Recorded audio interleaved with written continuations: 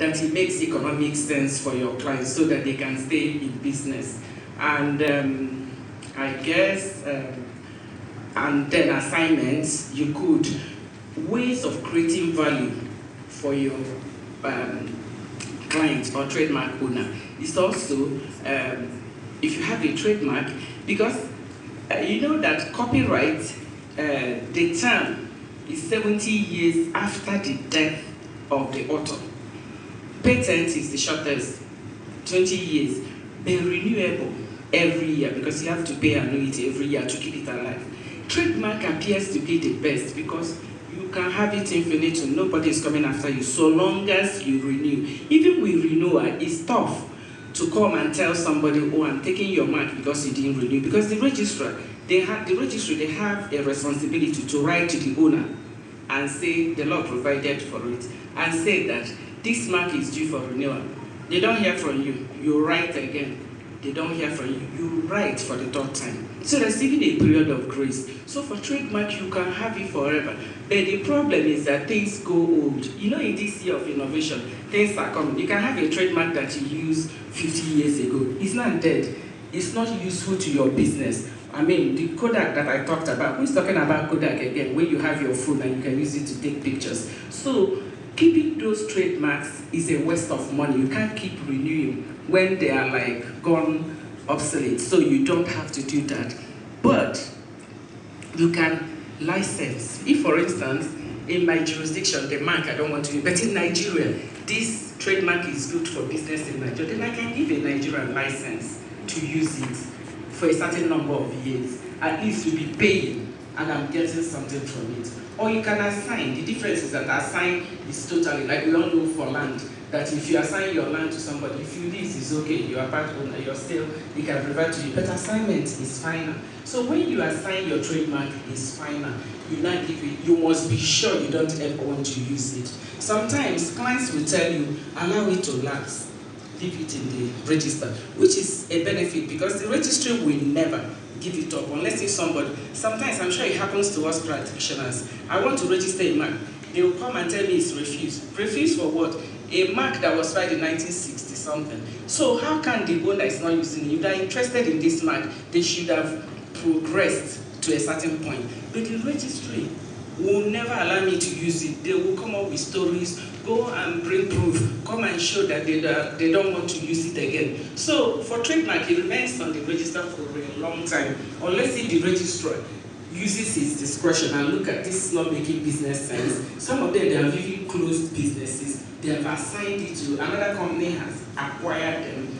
They don't use it again. So you need to bring all those proof before the registrar will allow you, which is also fair here. They want to be sure that if the owner ever surfaces from the grave and wants to take the mark, at least they can say, we went through all of this and we ensured that you were no longer alive. That's why we assigned or we allowed a third party to register it. So, and then we'll talk about also, there's a practice, sometimes a practice in the registry, but I think it's also even provided for, where you cannot, if you want to register a word that is generic, common, the registry will tell you to dispose that you can, there's something that they put to show that you cannot monopolize this word because it's common. If you, disclaimer, thank you so much.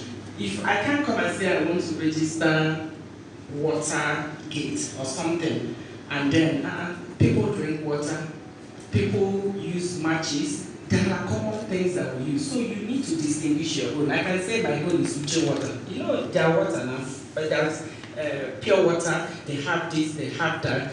And then they will tell you to disown it, disclaim it before they can allow you to register. So those are the things the registry will do, or even association of trademarks. If I have a mark and then somebody comes and I want to, and says that I can't use it in a particular class, oh, because I've registered this one in this class, I can associate it with another trademark that I want to file, but the condition is that they must fall in the same category, and when you want to assign them, you assign them as a bunch. You can't assign them individually. Trademark is an interesting subject that if I stay here today, I won't let you go. So I will let throw the discussion open to the audience. It's going to be very interactive, and then we ask questions and share ideas. That's what intellectual property is all about. Thank you for your time.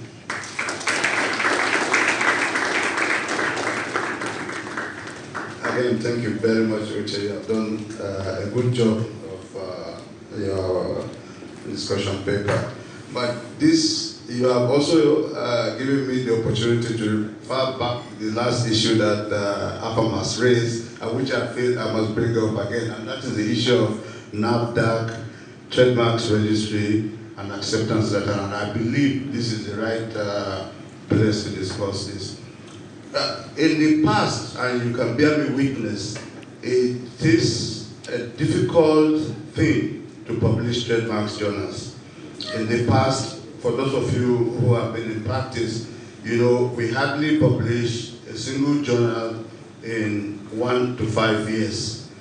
But because of these peculiarities, which has to do with the budgeting system of the federal government, and which most of you working closely with government officials are aware of, it is difficult to conclude registration of a trademark within the 12 months that the Trademarks Act recognized. And that led to the discussions with NAFDAC. I raised that memo that brought about the collaboration with NAFDAC, and we agree with the management of NAFDAC that if we examine an application and accept a mark, it forms part of the records of the registry, and it has a priority status, meaning that that application has been accepted, it will be published in a journal, the opposition process will take place, and presumably we will issue certificate if there is no contest. And NAFDAC management accepted that. But you can bear me witness now that we publish journals regularly. In 2018, we published 10 volumes. In 2019, we published 9. In 2020, already January, February, we have published 4. Meaning that we are now up to date as far as the registration process is concerned. So, it is time that we again move to the next level with NAFDAC.